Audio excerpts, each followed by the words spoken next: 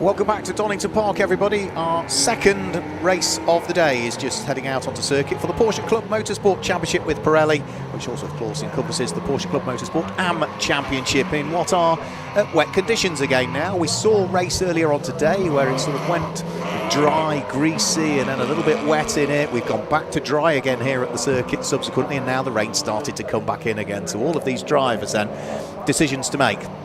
Are you going to go out on slick tyre? Do you think it's going to get worse? Might you want to go out on the wet tyre?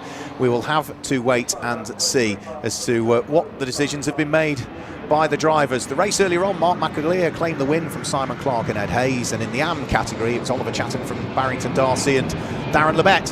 But we've got it all to do again here for a further 25 minutes. The car's just making their way out onto the formation lap. You can see windscreen wipers going. Let me guide you through the grid then, and the way that they line up, which is based on second fastest times from qualifying this morning. It's an all McAleer family affair on the front row of the grid. Jake McAleer starts on pole position, his father Mark McAleer alongside, and it's Ed Hayes and Simon Clark this time that are there on row number 2. Chris Dyer and Pete Morris once more line up together, the two teammates on row number 3, and it's Richard Baston and Julian Morris that are there on row number 4. Stuart Marsden has got the first of the AM category cars, which is Oliver Chatham for company on row number 5, and it's Darren Lebet and Barrington Darcy who are next up on row number 6. Andrew Porter and Shiraz Khan, the AM category leader, is there on row number 7, and it's Wayne Gregory and Tom Andrew that are there on row number 8. Richard Forber is next up, and for company he has got Jason Brown on that 9th row of the grid, and it's Andreas Giorgio and Julian Dye that complete row number 10. Brian Richardson is on the inside of the 11th row of the grid, and he has got Steve Williams for company, and it's Timothy Harrington and Jess Wilkinson that line up there on the final row of the grid. So 24 cars should be good to go in this one. We did have a few retirements earlier on, with Stuart Marsden pulling off on the circuit. I can see there are 2 blue Caymans out there, so Stuart Marsden is out there. Richard Forber, I think, has also been able to rejoin. Brian Richardson's car hopefully has been able to get back out, and also Timothy Harrington was another retiree from earlier on today, but hopefully most of them are out there in what are fairly grey skies with lots of windscreen wipers going. There is one car though that I do fear might not be out there, and I think that's Timothy Harrington, because his car is reversing back up the pit lane at the moment. It came over the start-finish line and is now reversing its way back towards pit lane entry. So I'm not entirely sure what the problem is with the number 4 car. He's chatting to the marshals at pit lane entry, and is he going to start from the pit lane, or is there a mechanical issue with the car? You'd have thought if he was going to start from the pit lane, he would start from the pit lane and not go out onto the formation lap. But he's chatting to the marshals at the moment and trying to decide as to what he's going to do. He may actually start from the pit lane. I do think that's part of the conversation he was having. So yeah, he's reversed his way in that black and blue bonneted car into that position, and there is another car also that is opting for a pit lane start as well. So just wanted to keep themselves out of trouble for what is the penultimate weekend of racing for the Porsche Club Motorsport. Snetterton on the 11th of October is where we will conclude our 2025 championship season. So there'll be a couple of cars gap on the grid. Can't quite tell who the other car is. I think it's Jess Wilkinson. It's really difficult to tell, but I think I can just see the yellow and pink flashes on the bonnet of the second of the cars that's lined up there at pit lane entry. And let's have a quick look. No, it's not. It is going to be car number 78, so it's Richard Forber's car that is next up, I think. Yeah, I think it's Richard Forber's car is the other car that's going to be starting from the pit lane, the number 78 car.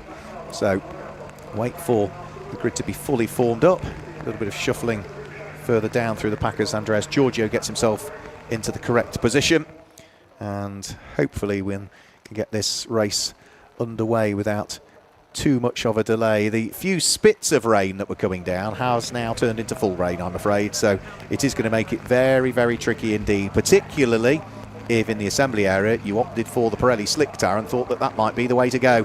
We'll find out, because we've got 25 minutes on the clock, and let's see as to who might be able to contain the wheel spin more than anything when the lights go out. Red lights come on the gantry. Jake McAleer and Mark McAleer on the front row of the grid. When the lights go out, it's not a bad start from Jake McAleer at the wheel of the black car with his headlamps on, but Mark McAleer might just have his nose ahead as they head up towards Redgate Corner for the first time. Simon Clark weaving his way around in third position. They all tread gingerly up towards Redgate Corner, and as they turn their way through Redgate, does everybody contain the wheel spin on the exit as they get back on the throttle, stay off the curbs? It is going to be Mark McAleer that is still wheel to wheel with Jake McAleer, but it's going to be Jake that just has his nose ahead, and Mark might slide himself down into third place, because Simon Clark goes through and up into second place, and Ed Hayes might be up into third here at the wheel of the light blue Cayman. Sneaks up the inside going in towards the old hairpin. He is through. Now Simon Clark, we said earlier on, he sets his car off a little bit softer than the McAleer family, and in tricky conditions, watch out for that white and grey and light green car in the hands of the former double champion Simon Clark, because he could be, in these conditions, the one to watch. He likes the rain anyway. Ed Hayes tried to take a wider line through McLean's corner to pick out the traction, and Simon Clark here might go for the lead of the race up the inside at Coppis. Can he squeeze his way through? Yes, he can. Simon Clark picks up the lead of the race. There's a spin in the background, and I'm afraid that is going to be Julian Dye that is spun coming out of McLean's corner. The car slides downhill on the wet grass, makes light contact with the barriers, and he will be able to continue in the race with, I would imagine, just a very light touch to his car. Yes, hardly any damage to that car at all as it slid almost harmlessly in towards the barriers. The early Class 2 leading car, that in the AM class, looks as though it's Oliver Chatham once more, who is right behind the multiple champion Pete Morris at the wheel of his car at this stage. Pete having, I think, slid his way down through the order, not having had the best of first laps, I'm afraid. In fact, no, the early leader in Class 2, the AM class, is going to be, by the look of things, Jason Brown, is it not? Who has had a brilliant first lap. He is there, that's Jason Brown there, knocking on the door of what is Mark McAleer, the front row starter. So he's up into fifth position, Jason Brown. What a brilliant first lap from the AM driver. And where has he come from? 12 places gained on the grid. That has been an astonishing first lap from Jason Brown, who is mixing it amongst the Class 1 cars here. So he's clearly relishing in these conditions, or made the right tyre choice, as the case may be. So out of Redgate Corner, keep your eyes to that almost bronze coloured car, because he is leading the AM category at the wheel of the Boxster. Of course, the Class 1 cars, or the main championship class, it's all 996s, 997s and Caymans. They work their way downhill towards the old hairpin, but Simon Clark leading the way and pulling away from Ed Hayes in second position. Jake McAleer from Mark McAleer fighting over what is third and fourth, and then the AM class leader, which is, say, that gold coloured car in the hands of Jason Brown, who was something like 18th on the grid, something like that, for the start of this one. He's going to nip up the inside of Mark McAleer, so clearly look towards the skies. Right tyre choice was made for Jason Brown. Now, how high can he get that car up through the order? I'm not sure the last time we had an AM class car or a Class 2 car that high up, but it really has been inspired, either the setup on the car or the tyre choice or the driving, or a combination of all three, because you can see just how difficult it is for everybody else. There's a spin, you can see it wiggling around under braking, a spin and into the gravel trap, but it's only the front wheel, so that might just work for Andrew Porter, who hooks reverse gear and does continue. We've got other cars diving for the pit lane, and I'm not surprised because of the tricky conditions, and that will be for a change of tyres, I would have thought, off the Pirelli slicks and onto the wets to try and find some sort of traction out there, because there's still 21 minutes to go in this race, and the weather conditions, look at the sky, it's not going to improve particularly, is it? So they're all treading as gingerly as they can. The man who's doing the best job of all is Simon Clark at the moment, who leads by over 3 seconds from Ed Hayes in second place, and Jake McAleer in third here is about to be attacked by the AM class leading car, which is the number 56 car of Jason Brown. Mark McAleer is next up in fifth. Then I think it's Julian Morris who's completing the top 6 at this stage. Julian at the wheel of a car that was newly built midway through this season after the old car was involved in a very nasty accident up at Anglesey. But for Jason Brown, he could well be overtaking what will be the pole-sitting car before too much longer. And that would put him up into the overall podium spots in this race, in what is a Class 2 car, an AM Class car. So splashing their way up towards McLean's corner. Jake McAleer in the 997 under attack from the Boxster. His father, Mark McAleer, that little bit further back and starting to feel the pinch a little bit from Julian Morris, who sits behind. Julian Morris has got then what will be Chris Dyer's Cayman for company. And Richard Baiston in the 996 is trying to keep Pete Morris's 997 at bay. The all-black car being Richard Baiston in 8th place, Pete Morris in 9th. And completing the top 10 will be Oliver Chatham, who is second of the AM Class cars at this stage at the wheel of the grey Boxster with the green bonnet on it. In towards the braking area for the Robert chicane. There's a second spin, I'm afraid, for Julian Dye. Had the first spin at McLean's corner. That looks as though it's down at the old hairpin where he's had a rotation this time. But the race leading cars are stretching their legs out of the Melbourne hairpin. And the fight for 3rd and 4th is fully on, isn't it, at this stage?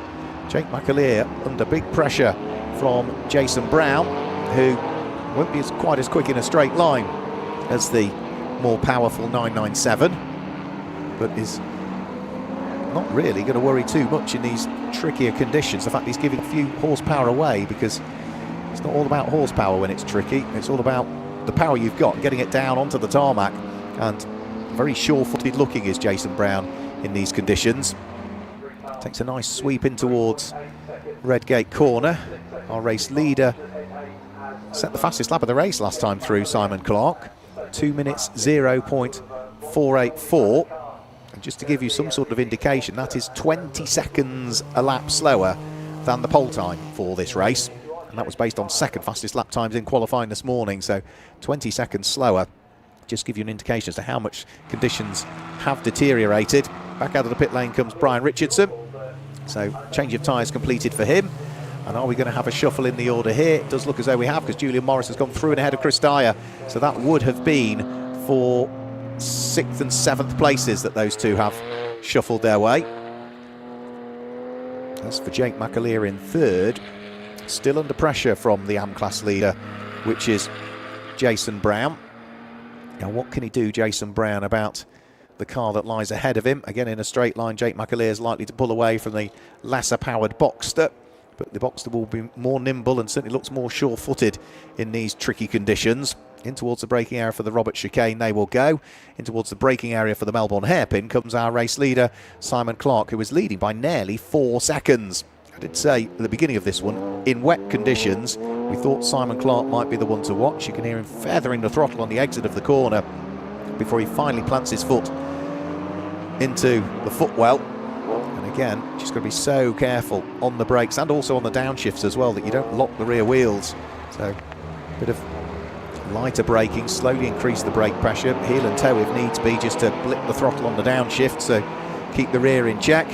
Through he comes, and that was a 158.781 that time through. So conditions, I would imagine, probably improving a little bit, because without question everybody is lapping a little bit quicker than they've previously done. But just look at the car control from Simon Clark there, squirting the throttle, a little bit of oversteer on the exit of the corner. Of course, it's a rear engine car, the Porsche, so can't really lift off once the car starts to slide. You just need to feather the throttle a little bit, otherwise the pendulum effect will take place. We've still got Ed Hayes in the light blue Cayman in 2nd place. Jake McAleer still doing a grand job of hanging on to 3rd, with the AM Class leader of Jason Brown right behind him in 4th place. It's a bit of a gap between these two and then Mark McAleer, who is now 9 seconds adrift of this squabble that sits behind. And up towards Redgate corner, there is Andrew Porter trying to work his way back through the order. He's got ahead of Andreas Giorgio on that lap. So that is Andrew Porter after his spin. What was it, on the first lap, wasn't it, in towards the Robert chicane? Still trying to thread his way through the order. Right. 5th, 6th, 7th and 8th have got themselves together. Almost 9th place as well, because Richard Baiston is almost onto the coattails of the cars ahead. So this is Mark McAleer fighting away with Julian Morris. Then it is going to be Chris Dyer from Pete Morris, and then Richard Baiston in the 996 thereafter. So that's 5 cars altogether for 5th through to 9th position. If they all start to squabble, don't rule out the fact that the light blue Cayman in the background of Stuart Marsden might begin to close in. So they are pretty matched for pace at this stage. And again, just going to show that the regulations do work. 997s fighting away with Caymans and the 996 of Richard Baiston in there as well. So up towards the braking area for the Melbourne hairpin. Richard Baiston, is he going to try and squeeze his way up the inside of Chris Dyer, of Pete Morris I should say? Yes he does. So through and ahead of Pete Morris, the 996 goes. So that's now up into 8th place for Richard Baiston, and the next target is going to be the second of the Strasser coloured cars, which is going to be Chris Dyer's Cayman that lies ahead. So in towards the braking area for Goddard's this time through.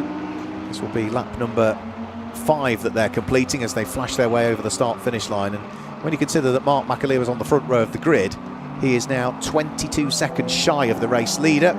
And there is the Class 2 Championship leader, Shiraz Khan, who's had a spin. And if you look at his tyres, you can see there's no tread on those. He's on the slick tyre, trying to navigate his way around the Donington Park Grand Prix circuit. And that is a spin for the man who is leading the AM Class Championship coming into this weekend. He was running 6th in the class, and he's now got to wait until there's a gap in the traffic before he can finally get over the start-finish line. So from 6th in the class, he might even struggle to be in the top 10 in the class by the time he comes through and over the start-finish line. He's dropped to 8th in the class already and still hasn't completed that lap, Shiraz Khan, so hopefully he can get the car fired up and pointing in the right direction. No, still in the wrong direction, still trying to get it fired up, and we'll get going. Now we've got traffic to deal with as well for Mark McAleer, who is trying to weave his way through and past Timothy Harrington's car. That's one of the cars that started from the pit lane. So if there wasn't enough going on, and then there's a spin, and in fact by the look of things, right, Chris Dyer clobbers into the side of Mark McAleer. There's a spin for Julian Morris in sympathy as he tried to react with what was happening in front of him for Mark McAleer. And for poor old Chris Dyer, he just couldn't react in time, so clonked into the right-hand front corner of Mark McAleer's car. So that's shuffled the order now for what is 5th, 6th, 7th, 8th and 9th places. And that will also possibly mean that if Mark McAleer can't get that car out of harm's way, that is not in the safest of places there at Coppice Corner. He's got going, but that's going to be a retirement looking at the damage on the car. And that was Mark McAleer, probably arguably, other than Pete Morris, one of the most experienced drivers in the field making a mistake. So just going to show how tricky it is out there now. So Pete Morris trying a nice wide line going in towards what is Goddard's, had to get out of it because still stricken there is Shiraz Khan, who can't get the car fired up. It's been there a lap now. You can see the safety car is on standby. Safety car boards are out around the circuit, and if you're just wondering as to, well, why have we gone safety car but the safety car isn't out there, that is because the safety car will wait until the race leader comes around. So the boards go out around the circuit so all the drivers know we're going into safety car, but only once the leader comes up towards the start finish line, that's when the safety car comes out to make sure it does pick up the right car. It's not the only car that's stricken out there, because Chris Dyer, after his bump with Mark McAleer inadvertently up there at Coppice Corner, looks as though Mark McAleer out of the race, and also Chris Dyer, unfortunately, just couldn't anchor the car up in time to avoid the spinning 997 ahead of him. So both of those cars involved in that incident are out. Now for Simon Clark, this wasn't really what he wanted, because he was 6.3 seconds up the road from Ed Hayes. I think it was actually larger than that before the safety car came out, and all of that is going to evaporate to not a great deal for Simon Clark. Now, has he got a back marker between himself and Ed Hayes? Can't quite tell from that shot as to whether there's a bit of traffic between the pair of them. He's still enjoying himself, isn't he, Simon Clark? Tail end of the car wagging as he comes out of the Melbourne hairpin. No, there's no back marker between the pair of them. So it does mean that they can have a squabble as and when the safety car comes out, which is just exiting the pit lane now. So safety car comes out, won't quite come out in front of the leader, but it will wave Julian Dye past. So arms should come out the window from the safety car observer once they are happy that Julian Dye can overtake, and then the race leader will be tucked up behind the safety car. As for Shiraz Khan, that is not at all what the man who was leading the Class 2 Championship wanted. He was jointly tied on points with Darren Labette coming into this race. Darren finished 3rd in the class earlier on. Shiraz finished 7th, so that would put Darren into the lead of the championship on dropped scores when you take them into account. And for Shiraz Khan. A non-finish for him would be absolutely disastrous, because he went to Anglesey and only scored one single championship point all weekend at Anglesey. So he's already dropping 2 scores of pretty much 0. And if he doesn't score here, then that's going to be a 3rd poor scoring weekend, or 3rd poor scoring round, and you can only drop 2. You just drop your worst 2. So for Shiraz Khan, that undoes everything he's done in 2025. That's the highs and the lows of motorsport, I'm afraid. Hopefully, maybe a shove from the marshals will get him going, but the problem is he's dropped off the lead lap. So how many more points can Shiraz Khan gain now? Because he's 12th in the class, and that would net him just 8 championship points. So, when you're already dropping a 0 and a 1, you've got to count an 8, and that is not what you want when, at the moment, you look at the scores that are going to be dropped by the likes of Darren Lebet. He's dropping a 12 from Brands Hatch, and the other drop he would do would be a 27 or a 26, something like that. So he's dropping much, much bigger scores, but he can afford still to have another poor finish and still be in a good position, whereas Shiraz Khan, if he's into retirement, that is not mathematically it done, but that's going to make it enormously difficult for him to become the Class 2 or the AM champion for this year. So hopefully now his car's out of harm's way. Safety car might extinguish its lights as it heads on towards the Melbourne Loop this time through. We've still got 8.5 minutes of the scheduled and allocated time still to go, the 25 minutes. Simon Clark will want to get on with it immediately. But of course, for those cars that were out there on slicks, on a damp track, now circulating at reduced speed, does make things very, very difficult again. So lots of weaving around. The lights are off on the safety car, so we are about to get things back underway. So Simon Clark will decide as to when he wants to get his foot down and accelerate away. Ed Hayes in 2nd place, Jake McAleer in 3rd place, and 4th place, with the chance to attack again should he wish, is Jason Brown, who continues to lead the AM class, or Class 2, at the wheel of the number 56 Porsche Boxster. So really good restart from Simon Clark. Ed Hayes was still busy weaving around from side to side. I don't think realised that Simon Clark had already got his foot down and gone. So it's 997 that leads Cayman, that leads 997 from Boxster in 4th place at this stage. 5th is going to be Pete Morris. And 6th at the moment, because Richard Baston has now come into the pit lane by the look of things, it's going to be Stuart Marsden in the 2nd of the 2 light blue Caymans now. That's up inside the top 6th.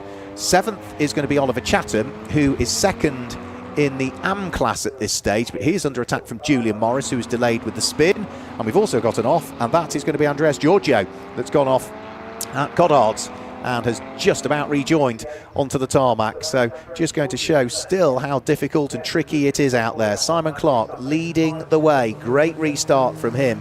Ed Hayes in 2nd, and Jake McAleer and Jason Brown can now continue their little squabble for 3rd and 4th place, with the AM class leader looking to try and get onto the overall podium if he can. So up towards McLean's corner. Again, any small mistake at all, and it's going to cost you dear. Even if it's just a spin, it's just a, touch the white line, touch the curb, get slightly sideways and can't get the car back where you need it to be. You've got to be absolutely inch perfect in this one, driving as hard and as fast as you can, but also making sure that you've always got at least a little bit of grip underneath you, and it's so tricky to do. Simon Clark is mastering it at the moment. He's set the fastest lap of the race with a 1:58.497 at this stage, and so good was his restart that he was nearly 2 3/4 seconds up the road just at the restart, because Ed Hayes was sort of caught napping a little bit. You can see his car still squirming around under braking. Still with Jake McAleer's black bonneted number 144 car sitting there in 3rd position. He's still got the AM class leader of Jason Brown not that far behind him in 4th. Pete Morris is there in 5th, who had a poor first lap, Pete Morris, but now finds himself with a net gain of 1 place over his grid position, as others around have either made mistakes or fallen by the wayside. But for Simon Clark, he is now 2 3/4 seconds up the road. The car that brought about the safety car period, Shiraz Khan, has retaken to the circuit by the look of things. Might be 4 laps adrift. He might be 12th in the AM category, but he's still going out there to try and accumulate any kind of championship points that he can, because if he can finish 12th, that would still give him 8 points towards his championship tally. And you never know, you just never know what potentially could happen either in this race or at Snetterton to Darren Labette, so you've got to keep plugging away till mathematically it's not possible. Keep doing what you can do. So Shiraz Khan will be bitterly disappointed with the way that this race has panned out for him, but any points he can get, at least it's some points on the board. 5 minutes to go. Race leader is on his 10th lap of the race, and despite the fact that we've just got rid of the safety car and conditions have probably not changed a great deal, Simon Clark still straight away popped in the fastest lap of the race. 1 minute 57.332 from him. It was also a 1:57 from Ed Hayes, a 1:57.425 from Ed Hayes. Jake McAleer's in the 1:59s at the moment. He's over 2 seconds slower than the cars ahead of him as he comes down in towards the braking area for the Fogarty S's. And as for our AM class leader, which is still Jason Brown at the wheel of the number 56 Porsche, I'm not sure how much longer he can stay there, because Pete Morris is getting ever closer to the AM class leader as they head down in towards the braking area for the Melbourne hairpin. Pete Morris is, I would say, a bit too far back heading in towards the Melbourne hairpin. Takes a tighter line in, and then he'll try and get on the power as quickly as he can. But again, that Boxster being so well driven, is it, by Jason Brown in these conditions, with the tyres that he's chosen, or the setup he's chosen, still able to keep himself ahead of the more powerful championship cars, the Class 1 cars, and of course the multiple champion, huge amounts of Porsche racing experience, Pete Morris, that still sits behind him at this stage. So they'll be on to their penultimate lap of the race this time through. So Simon Clark onto lap number 11, up towards Redgate Corner.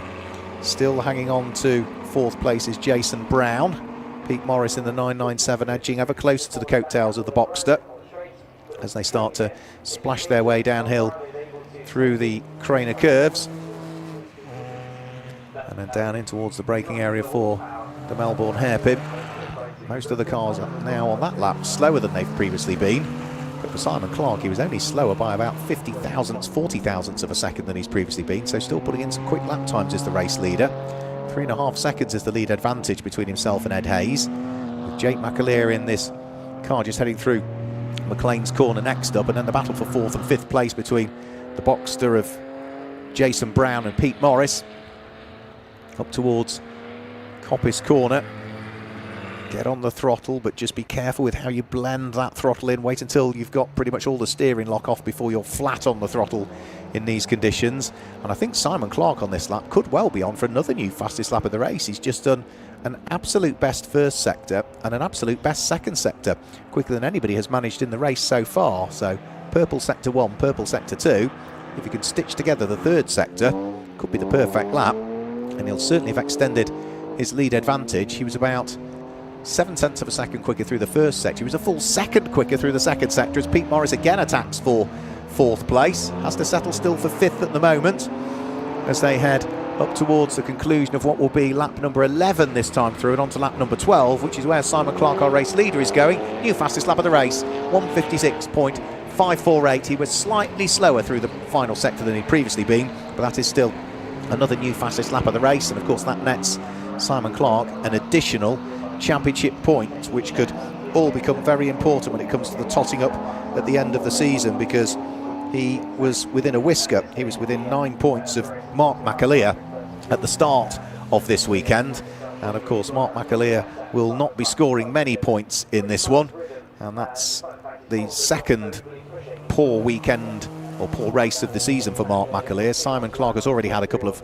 non-shows or poor weekends, so they'll be very evenly matched for points heading towards Snetterton, I would have thought, for what will be second in the championship, with mathematically both of them still the opportunity to overhaul the points tally of Jake McAleer, who is on for another good haul of points for 3rd overall in this race, and that will still keep Jake McAleer as the championship leader heading towards Snetterton. But for Simon Clark, I think that moves him up to 2nd in the championship standings. You can see the tail end of the car still just wagging around on acceleration. There's a bit of traffic just up the road, which is Steve Williams, but I don't think that will come into play before the end of this lap.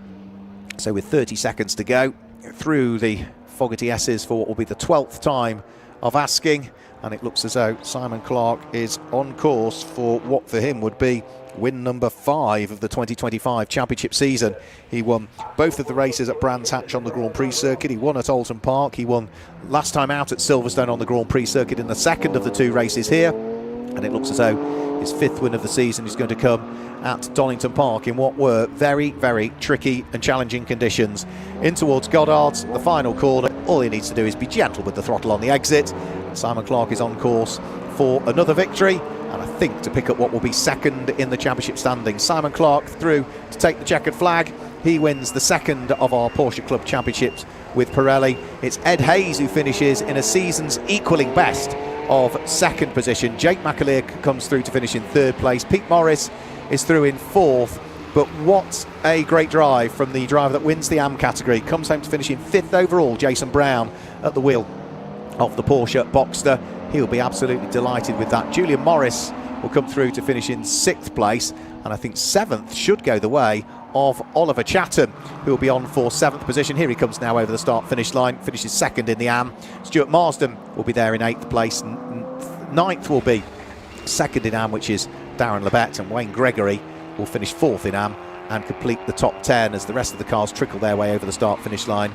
And that pack will include the car that finishes 18th overall, 12th in the AM category, which is Shiraz Khan, who was jointly leading the AM category coming into this weekend, but that has really not done his championship aspirations a great deal of good at all. But as we say, at least finishing is better than a retirement for Shiraz Khan, so that would still give him 8 points that otherwise he might not have got had that car have retired.